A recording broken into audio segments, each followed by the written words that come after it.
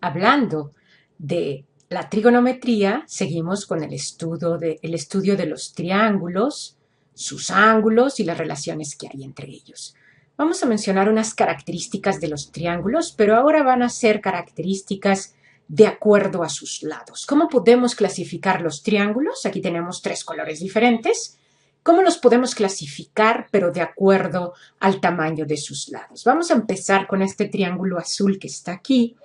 Y te puedo mencionar que sus características son que sus lados, todos sus lados son iguales. Sus 3 lados son iguales. Los estoy marcando aquí con 2 líneas. Eso quiere decir que sus lados son congruentes o iguales entre sí.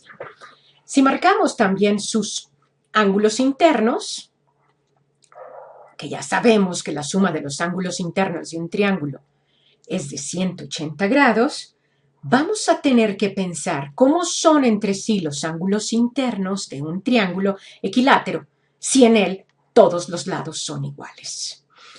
Fíjate bien, mientras pongo su nombre, tú piensas en eso. El triángulo se llama equilátero. Equi, que quiere decir igual, ¿verdad? Y látero, lados iguales. El triángulo equilátero definitivamente tiene todos sus ángulos iguales. Y si los ángulos son iguales y son 3, pues ¿cuánto crees que van a medir, no? 180 grados, que es lo que miden los ángulos internos de un triángulo dividido entre 3, nos va a dar que cada uno de ellos mide 60 grados. Es decir, los ángulos internos de un triángulo equilátero son todos iguales entre sí, uno tras otro, y miden 60 grados. Entonces, podemos decir que el ángulo D es idéntico al ángulo E y este es idéntico al ángulo F. No hay otra forma que lo puedan ser, y entonces cada uno de ellos mide 60 grados. ¿Queda claro? Vamos a pasar a este triángulo verde que está acá. De este triángulo te puedo decir que tiene 2 lados iguales, es decir, estos que estoy marcando aquí son congruentes, son idénticos, y un lado desigual. Si marcamos sus ángulos internos, vamos a decir que también vamos a encontrar una peculiaridad en esto. Fíjate bien, este lado es idéntico a este y este ángulo es opuesto, así como este, a uno de los lados iguales. Eso quiere decir que los ángulos opuestos a los lados iguales también son iguales, mientras que el otro no.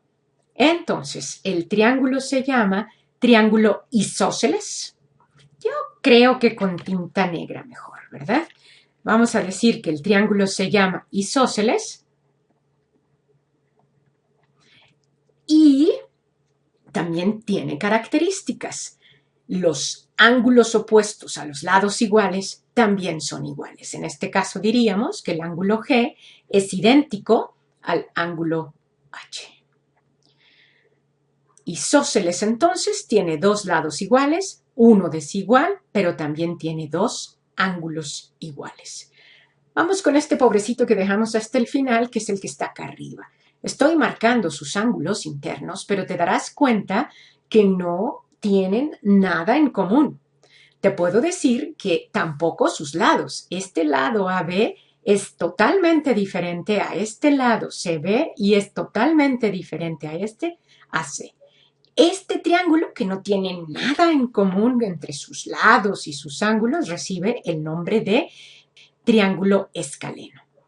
El escaleno está todo desproporcionado y por consiguiente, si iluminamos con un color idéntico los ángulos que sean idénticos, pues fíjate que va a quedar de tutti frutti, de todos los sabores. ¿Por qué? Porque ninguno de sus ángulos son iguales. El escaleno, no te creas, está pobrecito, está desproporcionado.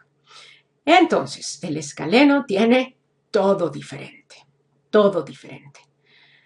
Bien, quedamos entonces en que de acuerdo a sus lados, los triángulos se clasifican en 3. Vamos a tomar el primero, que es el equilátero. El equilátero tiene lados iguales y ángulos iguales, midiendo siempre 60 grados.